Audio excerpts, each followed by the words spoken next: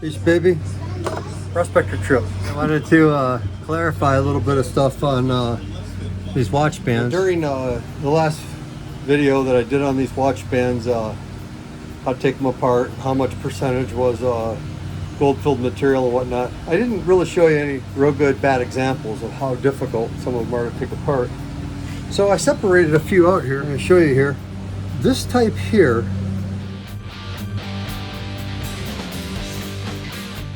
that typically they're spidels.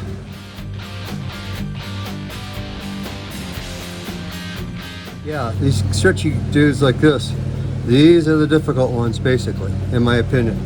Now, if you look in here, all of these right here are all those stretchy ones, but they're all basically the same thing. They the stretchy action, they got just a little gold top on them. And these are probably the least valuable of the bunch, I would say. They're probably maybe 25%, possibly even, gold filled instead of 33 or 30% thereabouts. So anyway, I'm going to show you a few of these. A few of these are a little bit easier than others. Ones that are kind of medium size, like this one, in comparison to like this one, like these two. The little one is far more difficult, just for the simple fact it's little, and it seems like the things that hold them together, there's a couple little pins like on each side, and some other items in there that keep them together. But to pry off these tops, man, on these little guys, they're probably the most difficult. And I've learned to do it fairly good because I've done about 1,000 of them. Not that many, at least 100, maybe 200, I don't know. Yeah, folks, I wanted to show why these spidels are a drag to do. Yeah, folks, I removed a few of those little tops there from the spidel. You can see how much material is there in this piece. It's just got that little cap that goes over the top. Yeah, this little guy in particular is a tough one. It's a spidel. You can see how tiny it is compared to some of the other ones. And I do them the same way, kind of. I stretch it out like that, and then of course get a hold of it. But no matter what you do with these guys, it almost always wants to fall apart. So you try to pinch it real gentle on the edge.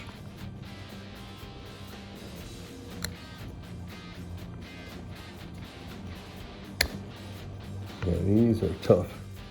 I think I got a hold of it, maybe. Yeah, they are just tough, man. It doesn't come off, and then it'll break like that. Right now it's in two pieces.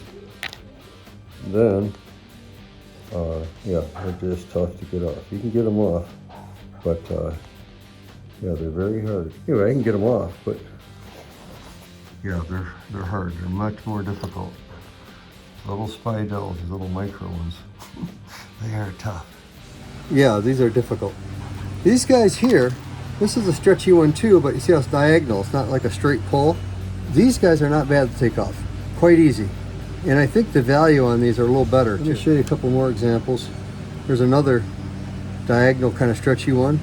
Same kind of deal. They seem to come off a lot easier. Now, of all the ones, I'm thinking this guy here is probably the very best value. The reason I say that is that this whole thing basically is gold filled. It just says 1/20th 12K gold filled, and of course the whole thing is gold filled.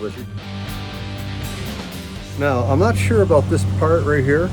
I'm going to test that right now so we can determine if this little chain part, because it doesn't say like I said, tops or ends or something. Yeah, it just says gold filled, so I'm thinking that this is gold filled too.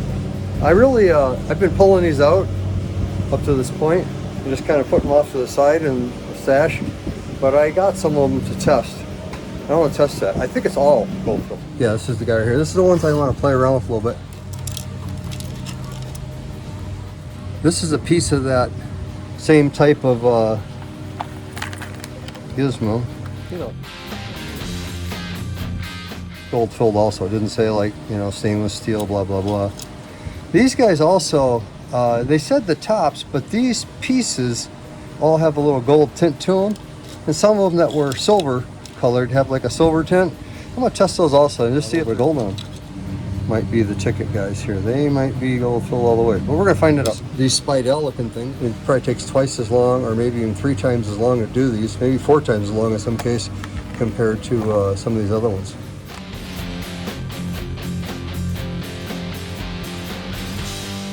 Tiny bit of water in there. I'm gonna add a little bit of nitric to it. These silver looking guys, because like I said, they don't say that, oh gee, they got stainless in them. They just say gold filled. So I'll try them both. Both got a little shot of nitric in there. You see this guy's got a bunch of copper already coming out of solution. The point is, will it dissolve that material and then there's gold foils remaining? You know, will it have material that doesn't dissolve? So here's not even twitching so far. This silvery looking guy is definitely getting on it a little bit. Anyway, I sorted out that material, but I got the silvery stuff here, the goldy looking chain, you know, fish chain, whatever it's called. And I have, these guys are kind of goldy colored. So I'm gonna let those go. We'll see what they become here in a few minutes. Yeah, pretty surprising results, I think, so far. This guy's making fumes, and you can see it's got a bunch of copper in solution there. All right, and it's this is the silvery looking one, but now it's looking goldier. Interesting. It's got a little bit of copper in solution, but boy, I tell you, it's not nearly as volatile as this guy. This guy's far easier to dissolve so far, seeing how I put roughly the same water and same nitric in there. You can see that one's just burning away. I got my hot plate on full blast here, trying to heat him up, and I wasn't seeing any reaction from this guy. I was like, dang, let me get it hot, see what happens. And now it's starting to go and I'm heating it up. Okay, anyway, we'll check it out here in a little while. Add a little more nitric to this guy because he's barely cooking still, even though it's getting warm. About 2 more milliliters. Put the remainder in here, about 1 milliliter.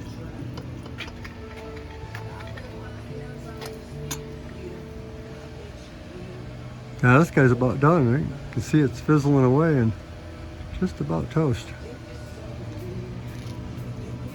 Hopefully there's some material remaining, otherwise there's no precious metals in there. This guy's sizzling away now too, you can see. Now that I put a little more nitric in there, but I don't see any particles of gold or anything.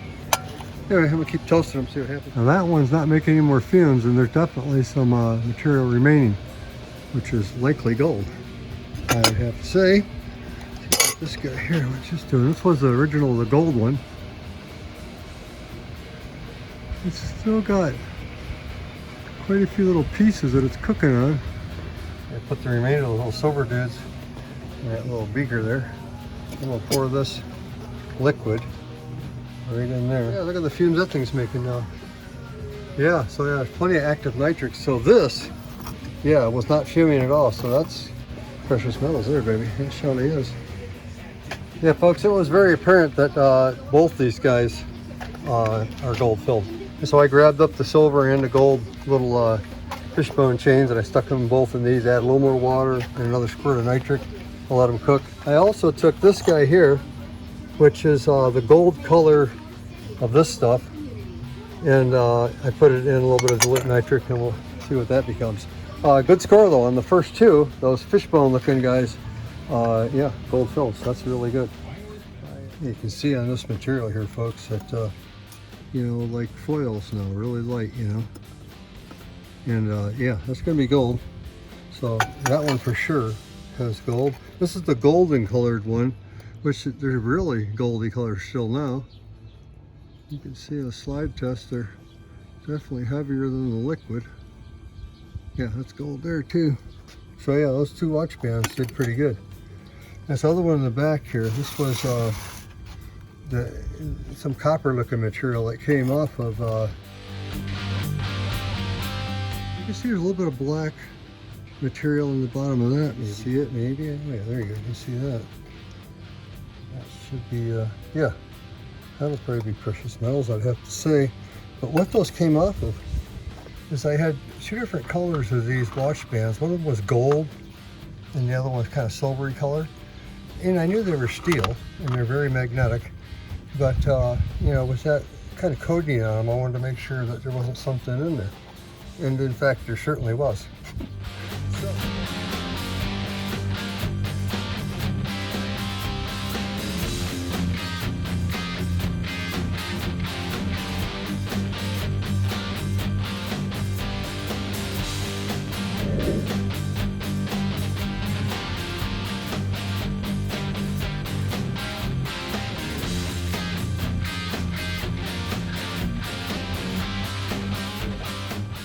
Beautifully.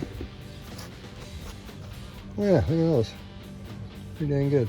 Put a little bit of hydrochloric in these guys, and a little bit of nitric, and put this material into solution. And folks, I got me a little bit of nitric here, and another pipette. If I can get it, it's pretty low. It needs about a squirt in each one, so. One squirt in there, one squirt in there.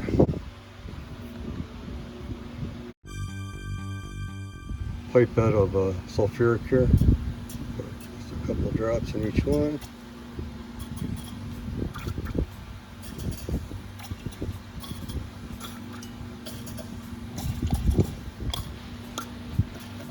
Just like that. Got those guys right off here. You can see some of them are cooking pretty good already. This guy here is almost gone already. So he's still running away. But getting better, almost good. This guy disappeared off. Oh, totally disappeared. Yeah, because there's so little material there, folks, I think I have to combine them, just filter them all into one beaker. And then I'll drop them from there. So I'm going to combine those three. Where she goes? There's she's cooking. A little bit water in there to get this thing sucking down. Like that. Grab these guys and dump them right on through there. Right on through.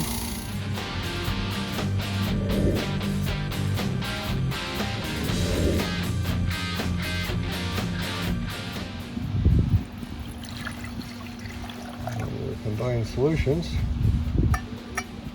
Looks like I got a little bit of urea there. This solution's bound to have some active nitric in it, seeing how we only have just a couple specks of gold, so we'll hit it with a little bit of urea, which should, which will remove the nitric. A little tiny bit. Sodium metabisulfate here? No, not much. I'm going to have to add some to my container. Just going to do it like this. I'll put a little bit on in there. Immediately we got our white foam, right? Meaning that we probably don't have much gold in solution. So, you see the color change. I'm going to hit it a little bit more just in case.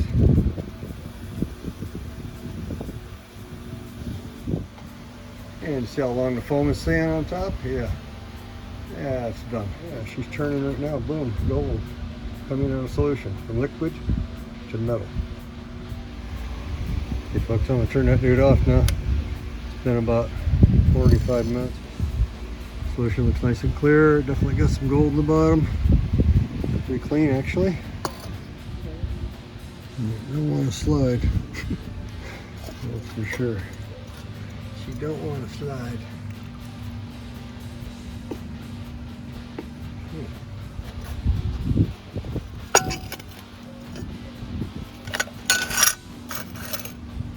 Yeah, a little bit.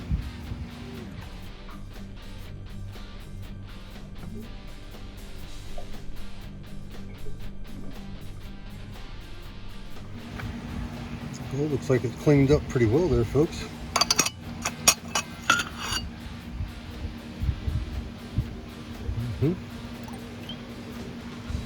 A tiny bit of color to this hydrochloric, so stripped off a little bit of base